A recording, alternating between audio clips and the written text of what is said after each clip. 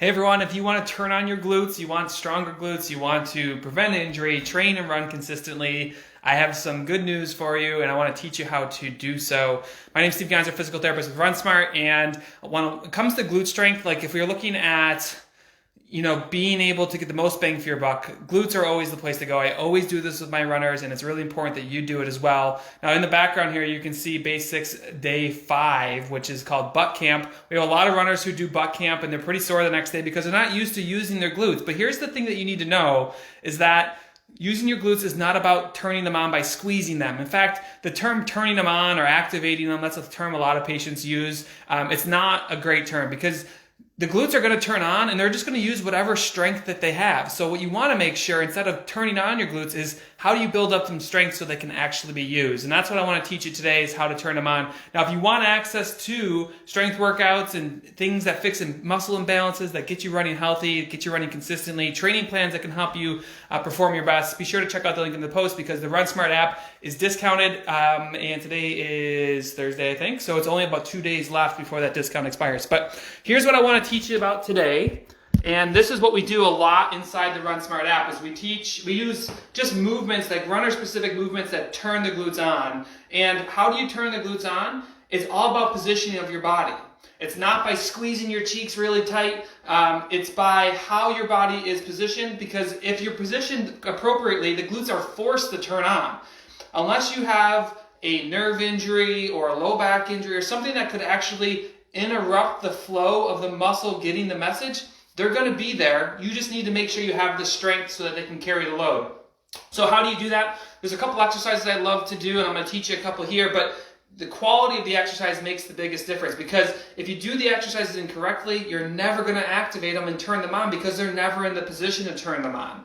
And this is where most runners go wrong. The first thing is, like, when you do a squat, as a physical therapist, I'll ask, okay, show me a squat. And they do it for two reasons. Can you tolerate it, and can you do it properly? And most runners do like this kind of thing. They do the country line dance squat.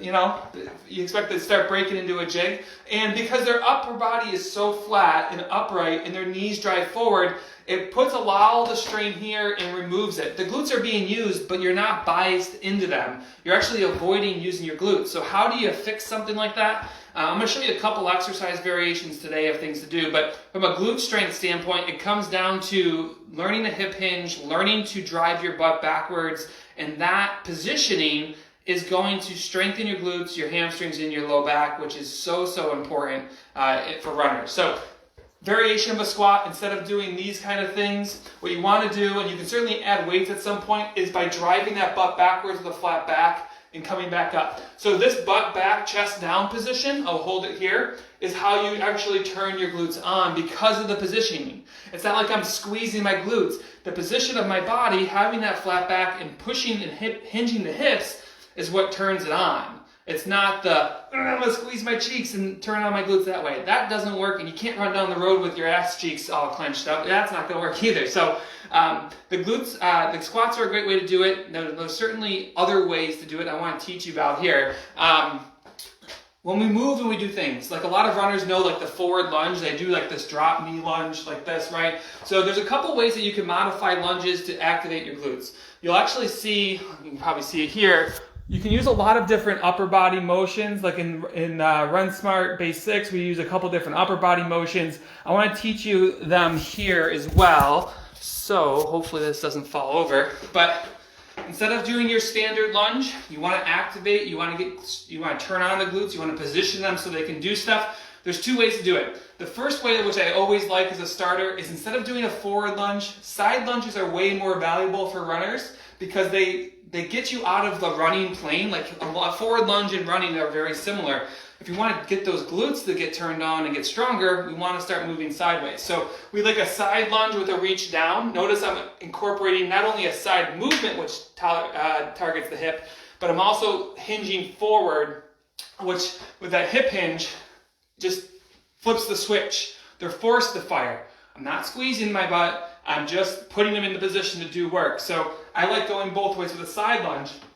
So the other way to do this that I really love to boost glute strength is to add rotation. And I'll probably be able to see this here in a minute on base 6. But Instead of your traditional forward lunge, I like to keep the back leg locked and straight and add rotation to it. Now the glutes are side to side and they also control rotation. So adding some rotation to your lunge will turn that glute on as well. So instead of your forward static drop knee lunge, you have two variations for stronger glutes. You have rotation lunge and you have side lunge.